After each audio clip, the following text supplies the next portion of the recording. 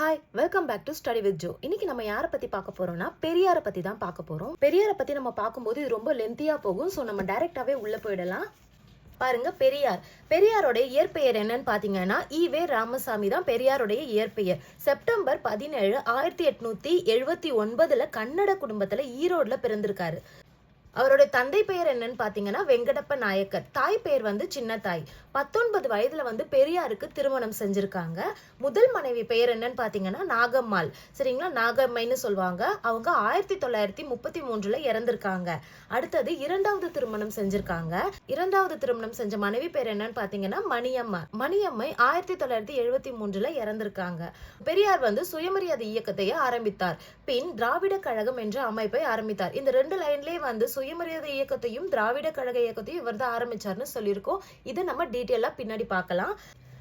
நவீன தமிழ்நாட்டின் தந்தை அப்படின்னு யார சொல்லுவாங்கன்னா பெரியார தான் சொல்லுவாங்க. நவீன தமிழ்நாட்டின் தந்தை, பகுத்தறிவு பகலவன். சரிங்களா, 1978 இவரின் பெயரில் அஞ்சல் தலை வெளியிட்டனர். 1978 இவரின் பெயரில் அஞ்சல் தலை வெளியிட்டனர். அடுத்தது பாருங்க, ஆரம்ப கால வாழ்க்கை. ஆரம்ப கால வாழ்க்கை என்னன்னா இதெல்லாம் நமக்கு அந்த அளவுக்கு இம்பார்ட்டன்ஸ் கிடையாது. இருந்தாலும் பெரியாரை பத்தி பார்க்கும்போது அவருடைய முழு வாழ்க்கையை பத்தியும் நம்ம பார்க்கணும். அதுக்காக தான் நான் இதெல்லாம் எழுதி வச்சிருக்கேன். ஸோ ஜஸ்ட் இதெல்லாம் பார்த்து தெரிஞ்சுக்கோங்க. பட் படிக்க வேண்டிய விஷயம்லாம் மட்டும் படிச்சா போதும். சரிங்களா, பாருங்க, 6 வயதில் பெரியார் 1885 ஆரம்ப பள்ளியில் பயில்கிறார். சரிங்களா, 10 வயசுல 1889 பள்ளி படிப்பிலிருந்து விடுபடுகிறார். 1891 12 வயசு ஆகுது. அப்ப தந்தையின் வர்த்தகத்தை பார்த்து கொள்கிறார். அடுத்து பாருங்க, பெரியாருக்கு தெரிஞ்ச லாங்குவேஜஸ்லாம் என்னன்னு பாத்தீங்கன்னா தமிழ், கன்னடம், தெலுங்கு. சரிங்களா, இது மூணுமே பெரியாருக்கு தெரிஞ்ச லாங்குவேஜஸ். அடுத்து பாருங்க, பெரியாரின் பட்டம். பெரியார் அப்படிங்கிற பட்டம் யார் அவருக்கு வச்சிருக்காங்கன்னு பாத்தீங்கன்னா 13/11 இந்த நவம்பர் 13 1938 நீலாம்பிகை அம்மையார் தலைமையில் நடந்த சென்னை மாநாட்டில் தர்மாம்பாள் என்ற பெண் இவருக்கு பெரியார் பட்டம் வழங்கினார். சரிங்களா, பெரியார் பட்டம் யார் வழங்கியிருக்காங்க? தர்மாம்பாள் அப்படிங்கிற ஒரு பெண் வழங்கியிருக்காங்க. நீலாம்பிகை அம்மையார் தலைமையில நடந்த சென்னை மாநாட்டுல தான் இவருக்கு அந்த பட்டம் கிடைச்சிருக்கு. சரிங்களா, அடுத்தது பாருங்க, பெரியாருடைய காசி பயணம். காசி பயணத்தை பத்தி பார்ப்போம். 1904 பெரியார் காசி பயணமாக காசி விஸ்வநாதர் ஆலயத்திற்கு சென்றார். அந்த நேரத்துல என்ன இருக்குன்னு பாத்தீங்கன்னா பிச்சை எடுக்கும் தொழிலாளையும் மிதக்கும் பிணங்களையும் கண்டு வருந்தினாராம். சரிங்களா, அடுத்து பாருங்க, காங்கிரஸில் கட்சி உறுப்பினர். 1919 1925 பெரியார் காங்கிரஸ்ல இணையறத பத்தி இங்க கொடுத்திருக்கேன். 1919 இந்திய தேசிய காங்கிரஸில் இணைந்தார். சரிங்களா, பெரியார் இந்திய தேசிய காங்கிரஸ்ல இணைந்த டேட்லாம் முக்கியம், பார்த்துக்கோங்க. 1918 ஈரோடு நகராட்சியின் தலைவராக இருந்தபோது கதர் துணி உடுத்துவது, மதுக்கடை ஒழித்தல், அந்நிய துணிகளை புறக்கணித்தல் மற்றும் தீண்டாமையை ஒழித்தார்.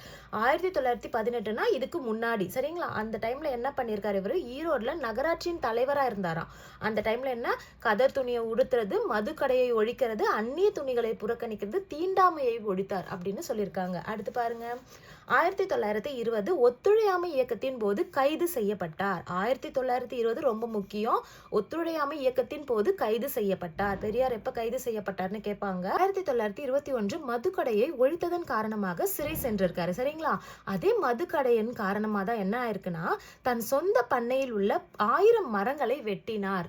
தன் சொந்த பண்ணையில் உள்ள 1000 மரங்களை வெட்டினார். அடுத்தது பாருங்க, 1922 பெரியாரின் மனைவி நாகம்மாள் மற்றும் சகோதரி கண்ணம்மாள் மதுக்கடை முன்பாக மது ஒழிப்பிற்காக போராடினார். சரிங்களா, பெரியாருக்கு 2 மனைவி இருக்காங்கல்ல, அதுல முதல் மனைவி நாகம்மாளும் அவங்க சகோதரி கண்ணம்மாளும் மதுக்கடை முன்பாக மது ஒழிப்பிற்காக போராடி இருக்காங்க. 1922 சென்னை மாகாண காங்கிரஸ் சங்கத்தில் தலைவராக பெரியார் தேர்ந்தெடுக்கப்பட்டு திருப்பூர் கூட்டம் நடந்த போது கல்வி மற்றும் அரசாங்க வேலை வாய்ப்பில் இடஒதுக்கீடு பற்றி பரிந்துரைத்தார். பெரியார் இடஒதுக்கீடுக்காக பரிந்துரைச்சிருப்பாரு, போராடி இருப்பாரு. அதெல்லாம் கொஞ்சம் முக்கியமா பாத்துக்கோங்க. காங்கிரஸ் கட்சியில் இவரது திட்டங்களை ஏற்கவில்லை. பெரியார் நிறைய திட்டங்கள் சொல்லியிருப்பாரு, பின்னாடி பார்க்கலாம். ஸோ அதெல்லாம் இந்த காங்கிரஸ் கட்சியில ஏற்கலையா. அதனால பெரியார் அந்த கட்சியை விட்டு விலகியிருப்பாரு. அதை பத்தியும் பார்ப்போம். காங்கிரஸ் கட்சியில் இவரது திட்டங்களை ஏற்கவில்லை. எனவே 1925 கட்சியை விட்டு வெளியேறினார். சரிங்களா, பெரியாரின் காஞ்சிபுரத்தில் நடந்த வகுப்பு வாரி பிரதிநிதித்துவ கூட்டத்தை கடைசி மற்றும் 6வது உறுதிமொழியை தமிழ்நாடு காங்கிரஸ் வெளியிட்டது. சரிங்களா? பெரியாரின் காஞ்சிபுரத்தில் நடந்த வகுப்பு வாரி பிரதிநிதித்துவ கூட்டத்தை கடைசி மற்றும் 6வது உறுதிமொழியை தமிழ்நாடு காங்கிரஸ் வெளியிட்டது. பெரியார் வந்து காங்கிரஸ் விட்டு வெளியேறதுக்கு இந்த மாதிரி காரணங்கள்லாம் இருக்கு. திருவிக தலைவராக இருந்த கூட்டத்தில் பெரியாரின் கருத்துக்களை ஏற்கவில்லை. அதனால பெரியார் காங்கிரஸை விட்டு வெளியேறினார். சரிங்களா? இவரின் வகுப்பு வாரி பிரதிநிதித்துவத்திற்கான கூட்டத்தில் கேள்வி எழுப்புவதன் விளைவாக டிசம்பர் 15, 1928 அரசாணை எண் 1129 அரசு பிறப்பித்தது. அடுத்து பாருங்க, வைக்கம் சத்தியாகிரகம் 1924 25. சரிங்களா? மெயினா வந்து ஸ்டார்ட் ஆனது என்னன்னா மார்ச் 30, 1924 தான் வைக்கம் சத்தியாகிரகம் ஸ்டார்ட் ஆயிருக்கு. இது எங்க நடந்திருக்குன்னு பாத்தீங்கன்னா கேரளா கோட்டயம் மாவட்டம் வைக்கம் அப்படிங்கிற ஒரு இடத்துல தான் நடந்திருக்கு. என்ன நடந்திருக்குன்னு பாருங்க. அந்த இடத்துல என்ன பண்ணிருக்காங்கன்னா சிவன் மகாதேவா அப்படின்ற ஒரு கோயில் இருக்கு. அதுக்கு அருகில் இருக்கிற தீண்ட தகாதவர்களுக்கு சாலையை பயன்படுத்துவதற்கான உரிமையை பாதுகாப்பதாகும். அவங்களாம் அந்த கோயிலுக்கு சாலையை பயன்படுத்தக்கூடாது அப்படின்னு சொல்லியிருக்காங்க. ஸோ அதுக்கு எதிர்த்து தான் வந்து நம்ம பெரியார் போராடி இருக்காரு. சரிங்களா? பாருங்க அடுத்தது, கேரளாவின் தீண்டாமை எதிராக போராடிய குழு தலைவர் யாருன்னு பாத்தீங்கன்னா கேலப்பன். கேரளாவுடைய ஆள் இவர். சரிங்களா? இவர் வந்து போராடி இருக்காரு அவங்க தீண்டாமைக்காக. அவருடைய பேர் வந்து கேலப்பன். அடுத்து பாருங்க, பெரியாருக்கு முன் வைக்கம் சத்தியாகிரகத்துக்கு 3 தலைவர்களால் தொடங்கப்பட்டதாம். யாருன்னு பாத்தீங்கன்னா மாதவன், கேசவமேனன், ஜார்ஜ் ஜோசப். சரிங்களா? இவங்க 3 பேரால தான் வந்து பெரியாருக்கு முன்னாடியே சத்தியாகிரகம் தொடங்கப்பட்டிருக்கு. இந்த வைக்கம் சத்தியாகிரகத்தோட தலைமை பொறுப்பை ஏற்றவர் வந்து பெரியார். கேரள மக்கள் இருக்காங்க பத்தியா, அவங்க வந்து தமிழகத்துல இருந்து பெரியார வரணும் அப்படின்னு சொல்லி வேண்டியிருக்காங்க. நீங்க வந்து கொஞ்சம் இந்த போராட்டத்தை நடத்தி கொடுங்க, எங்களுக்காக கொஞ்சம் போராடணும் அப்படின்னு சொல்லி அவங்க கூப்பிட்டதுனால பெரியார் வந்து வந்திருக்காரு. எங்கன்னா கேரளாக்கு. சரிங்களா? அவர் அப்போராட்டத்திற்கு தலைமை தாங்கினார், கைது செய்யப்பட்டார். இவர் தலைமை தாங்கி போராடினால என்ன பண்ணிருக்காங்கன்னா அந்த போராட்டத்திலேயே வந்து பெரியாரை கைது செஞ்சிருக்காங்க. அந்த வழக்கில் 2 முறை அவருக்கு தண்டனை விதிக்கப்பட்டது. பெரியாருக்கு 2 டைம் எந்த வழக்குல வந்து தண்டனை விதிக்கப்பட்டது அப்படின்னு பாத்தீங்கன்னா வைக்கம் சத்தியாகிரக போர்ல தான் வந்து பெரியாருக்கு 2 தடவை வந்து தண்டனை விதிக்கப்பட்டது. பின் தீண்டத்தகாத மக்களுக்கு தெருக்கள் திறக்கப்பட்டன. இவர் இவ்வளவு போராடி வீணாகல. அதுக்கப்புறமா வந்து இவங்களுக்கான அந்த சாலைகள் வந்து திறக்கப்பட்டுச்சுன்னு சொல்றாங்க. பாருங்க, பெரியார் நிறைய சாதனைகள் பண்ணிருப்பார் போல இருக்கு. வர வர நிறைய விஷயங்கள் வந்துட்டே இருக்கு. பாருங்க, சேரன் மாதேவி குருகுலம்னு சொல்லிட்டு 1925 ஒண்ணு இருந்துச்சு. அது எங்க இருந்துச்சுன்னு பாத்தீங்கன்னா திருநெல்வேலி சேரன் மாதேவி என்ற இடத்தில் VS ஐயர் அவர்களால் குருகுலம் என்ற பெயரில் குடியிருப்பு பள்ளி துவக்கப்பட்டது. சரிங்களா? இது என்ன ஆயிருக்கு அப்படின்னு பாத்தீங்கன்னா இந்த பள்ளியில இருக்கிறவங்க பிராமணர்கள் இருக்காங்க பத்தியா, பிராமணருடைய குழந்தைகளுக்கு மட்டும்தான் வந்து உணவு வந்து தனியாக அளிக்கப்படுது அப்படிங்கிற ஒரு குற்றச்சாட்டு இருக்கு பெரியார் மூலமா. இங்கு பிராமண குழந்தைகளுக்கு தனித்தனியாக உணவு வழங்குவதாக கண்டறிந்தார் பெரியார். குழந்தைகளை ஒரே மாதிரியாக நடத்த சொல்லி ஐயருக்கு அறிவுரை சொல்லியிருக்காரு. சரிங்களா? அது மட்டும் இல்லாம இதை பற்றி பொது இடங்களில் குருகுலத்திலும் என்ன நடந்தது என்று பொதுமக்களுக்கு விழிப்புணர்வை ஏற்படுத்தினார். குருகுலத்துல இந்த மாதிரிலாம் நடக்குது, இந்த மாதிரி பிராமணர்களை தனியா பாக்குறாங்க, அவங்க குழந்தைங்களுக்கு தனித்தனியா உணவளிக்கிறாங்கன்னு சொல்லிட்டு பெரியார் என்ன பண்ணிருக்காருன்னா பொது இடங்கள்ல மக்களுக்கு விழிப்புணர்வை கொடுத்திருக்காரு இந்த குருகுலத்தை பத்தி. அடுத்தது பாருங்க, கடைசியில என்ன ஆச்சுன்னா இப்பள்ளி மூடப்பட்டது. இத பத்தி தெரிஞ்சுக்கிட்டதுனால என்ன செஞ்சுட்டாங்க, இந்த பள்ளியை வந்து மூடிட்டாங்க. சோ பெரியார் வந்து பண்ணதுல இது ஒரு பெரிய சம்பவம். சரிங்களா? அவரு சேரன் மாதேவி குருகுலத்தை மூடப்பட்டதுக்கு மெயின் காரணம் நம்ம பெரியார் தான். அடுத்தது பாருங்க, சுயமரியாதை இயக்கம் ரொம்ப ரொம்ப இம்பார்ட்டன்ட். 1925 அது சேரன் மாதேவி இருக்கு பாத்தீங்களா, அதுவும் 1925 தான். சுயமரியாதை இயக்கமும் 1925 தான். 1925 சுயமரியாதை இயக்கம் தொடங்கினார் பெரியார். சரிங்களா?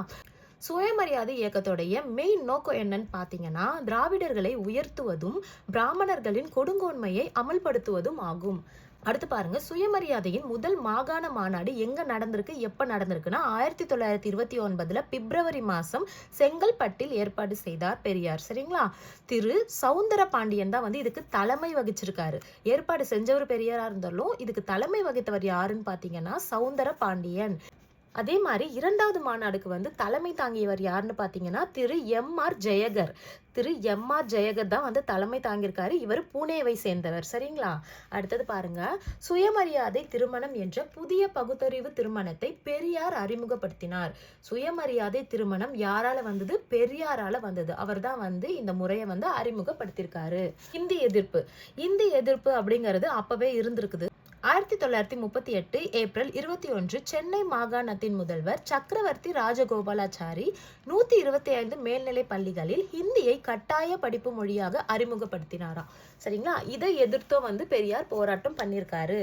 பெரியார் இதை எதிர்த்து என்ன பண்ணியிருக்காருன்னா, பெரியாரும் டி பன்னீர்செல்வம் தலைமையிலான எதிர்கட்சியான நிதி கட்சி இந்த நடவடிக்கையை எதிர்த்தனர். சரியா? இவங்க 2 பேருமே சேர்ந்து என்ன பண்ணிருக்காங்கன்னா, இந்த இந்தியை எதிர்த்திருக்காங்க. சரிங்களா? அது மட்டும் இல்லைங்க, இந்த இந்தி எதிர்ப்பு போராட்டத்தை நடத்தினதுல பெண்களுக்கான முக்கிய பங்கும் இருக்கு. அதுல இருந்த பெண்கள்லாம் யாருன்னு பாத்தீங்கன்னா பாருங்க, மூவலூர் ராமாமிர்தம், நாராயணி, வாபா தாமரைக்கனி, முன்னகர் அழகியார், டாக்டர் தர்மாம்பாள், மலர் முகத்தம்மை, பட்டம்மாள், சீதாம்மாள் உள்ளிட்ட பெண்களும் இந்தியை எதிர்த்து போராடி கைது செய்யப்பட்டனர். 1938 பள்ளிகளில் இந்தி புகுவதை எதிர்த்து தமிழ்நாடு தமிழர்களுக்காக என்ற முழக்கத்தை யாரு சொல்லியிருக்காங்க? ஈவேரா சொல்லியிருக்காரு. அதாவது பெரியார் சொல்லியிருக்காரு. சரிங்களா? தமிழ்நாடு தமிழர்களுக்காக அப்படிங்கிற முழக்கத்தை ஈவேரா சொல்லியிருக்காரு முதல்ல. இந்தி தமிழ் மக்களின் முன்னேற்றத்தை தடுத்து நிறுத்துவதோடு மட்டுமல்லாமல் அவர்கள் கலாச்சாரத்தை முற்றிலுமாக அழித்து முற்போக்கு கருத்துக்களை பொய்ப்பிக்கும். இதனாலதான் நம்ம ஈவேரா இதுக்காக போராடி இருக்காரு. சரிங்களா? இந்தி எதிர்ப்பு போராட்டம் இருக்கு பாத்தீங்களா? இதுல தாளமுத்து, நடராஜன் இருவரும் உயிரிழந்திருக்காங்க. இதை பத்தி கேட்க மாட்டாங்க மோஸ்ட்லி. ஏன்னா இந்த பேர்லாம் நம்மளாம் ரொம்ப நுணுக்கமா கேட்க மாட்டாங்க. பட் தெரிஞ்சு வச்சுக்கிறது நல்லது. அதனால படிச்சுக்கோங்க.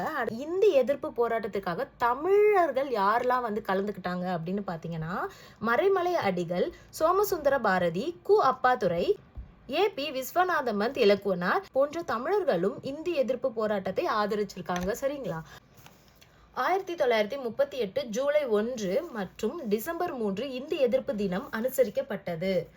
நெக்ஸ்ட் பாருங்க, 21 பிப்ரவரி மாசம் 1940 மெட்ராஸ் கவர்னர் எர்ஸ்கின் என்ன பண்ணிருக்காருன்னா, கட்டாய இந்திய திரும்ப பெற்று பத்திரிகையில் அறிக்கையை வெளியிட்டார். அந்த இந்தி திணிப்பு இருக்கு பாத்தீங்களா, அந்த கட்டாய இந்தியை படிச்சுதான் ஆகணும்னு சொல்லிட்டு, சோ அதை திரும்ப பெற்றிருக்காரு. அதை பத்திரிகையிலும் வெளியிட்டிருக்காரு. சரிங்களா? அடுத்தது பாருங்க, தென்னிந்திய சுதந்திர கூட்டமைப்பு. தென்னிந்திய சுதந்திர கூட்டமைப்புக்கு நீதி கட்சின்னு சொல்லுவாங்க. 1916 ஸ்டார்ட் ஆயிருக்கு. இதோடைய நோக்கம் என்னன்னு பாத்தீங்கன்னா, பிராமணர் அல்லாதவர்களுக்கு சமூக நீதியை வழங்குவதே கட்சியின் குறிக்கோள். சரிங்களா? இந்த கட்சியோட குறிக்கோள் பிராமணர் அல்லாதவங்களுக்கு சமூக நீதியை வழங்குறது. சரிங்களா? அடுத்தது பாருங்க, ஈவேரா இக்கட்சியின் தலைமை பொறுப்பை ஏற்றார். எந்த கட்சியோட தலைமை பொறுப்பை ஏற்றாரு? நிதி கட்சியோட தலைமை பொறுப்பை ஈவேரா ஏற்றார். அடுத்தது பாருங்க, திராவிடர் கழகம். இப்ப நம்ம திராவிடர் கழகம் எப்படி ஆரம்பிச்சது, அதுல என்னெல்லாம் இருக்கு, அதுல ஈவேராவுடைய என்னென்ன பங்கு இருக்கு அப்படின்னு நம்ம பார்ப்போம். திராவிடர் கழகம் 1944 ஆகஸ்ட் 27 பெரியார் தலைமையில நடந்த ஒரு கூட்டம். அது சேலத்துல நடந்திருக்கு. சரிங்களா? அதுல அண்ணாதுரை ஒரு தீர்மானத்தை நிறைவேற்றினார். என்ன நிறைவேற்றிருக்காருன்னு பாத்தீங்கன்னா, நீதி கட்சி இனி திராவிடர் கழகம் என அழைக்கப்படும் அப்படின்னு மாத்திருக்காங்க. சரியா? நீதி கட்சி அப்படிங்கிற பேரை திராவிடர் கழகம்னு மாத்திருக்காங்க. அடுத்தது பாருங்க, 1949 காஞ்சிபுரம் நடராஜன் அண்ணாதுரை திராவிடர் முன்னேற்ற கழகம் திமுக என்ற தனி சங்கத்தை நிறுவினார். சரிங்களா? திமுக எப்ப உருவாச்சுன்னு பாருங்க, 1949 அந்த தனி சங்கத்தை நம்ம அண்ணாதுரை நிறுவிருக்கிறாரு. சரிங்களா? அடுத்து பாருங்க, பத்திரிகைகள் மற்றும் புத்தகங்கள். 1925 மே 2 சுயமரியாதை கொள்கையை பரப்புவதற்காக குடியரசு அப்படின்ற வார இதழை பெரியார் வெளியிட்டார். சரிங்களா? குடியரசு அப்படிங்கிற வார இதழை யார் வெளியிட்டாங்கன்னு கேட்டா பெரியார் வெளியிட்டார்னு சொல்லணும். அடுத்து பாருங்க, நவம்பர் 7 1928 ரீவோல்ட் என்ற தலைப்பில் ஆங்கில இதழை பெரியார் வெளியிட்டிருக்காரு. சரிங்களா? 1930 குடும்ப கட்டுப்பாடு அப்படின்னா பிறப்பு கட்டுப்பாடு அந்த புத்தகத்தையும் பெரியார் தான் வெளியிட்டிருக்காரு. 1933 புரட்சி என்ற இதழ் பெரியார் வெளியிட்டிருக்காரு. ஜனவரி 12 1934 பகுத்தறிவு அப்படிங்கிற வார இதழை வெளியிட்டிருக்காரு. அது தமிழ்ல இருக்கு. சரிங்களா? அதுவும் பெரியார் வெளியிட்டதுதான். இந்த பகுத்தறிவு அப்படிங்கிற தமிழ் வார இதழ பெரியார் வெளியிட்டிருக்காரு. பெண் ஏன் அடிமையானால் என்ற நூலையும் பெரியார் வெளியிட்டிருக்காரு.